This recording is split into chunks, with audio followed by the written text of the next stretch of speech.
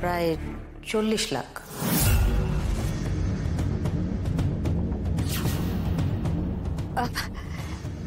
তেমন কিছু না, 4টে সেমিস্টারে ভাগ করে দেওয়া যাবে। ছেলেটা পড়তে চাইছে, বাধা তো দিতে পারি না বাবা। তো এতগুলো টাকা আমার হাতে তো নেই, তাই জন্যই আপনাকে ছেলের নাম করে টাকাটা হাতিয়ে ছেলেকে একটা ছোট পার্সেন্টেজ দিয়ে বাকিটা থাকবে আমার জন্য।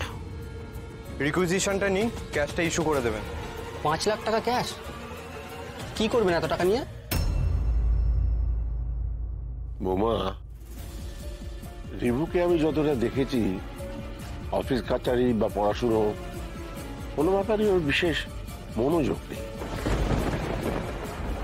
এতগুলো টাকা খরচ করা উলুবনে মুক্ত ছড়ানো হয়ে যাবে না তো?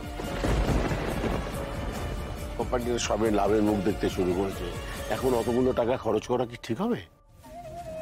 বুড়োটার ঘাটে যাওয়ার সময় হয়ে গেল, তবু হাত দিয়ে টাকা গলছে না। এবার চেষ্টা করে দেখি না বাবা, আমরা আপনারই তো নাতি। আর মায়ের মন বলছে যে আমার ছেলেটা এবার বোধহয় আমাদের কাউকে হতাশ করবে না। ও পারবে বাবা, আমার মন বলছে ও ঠিক পারবে। তুমি দাঁড়িয়ে আছো কেন? দাদু ভাইয়ের কাছে যাও, দাদু ভাইকে প্রমিস করো যে তুমি মন দিয়ে পড়াশুনো করবে, সময় মতন দাদু ভাইয়ের হাতে তুমি তোমার MBA সার্টিফিকেটটা তুলে দেবে। দাদা ভাইয়ের মতন ব্রাইট হবে তুমি।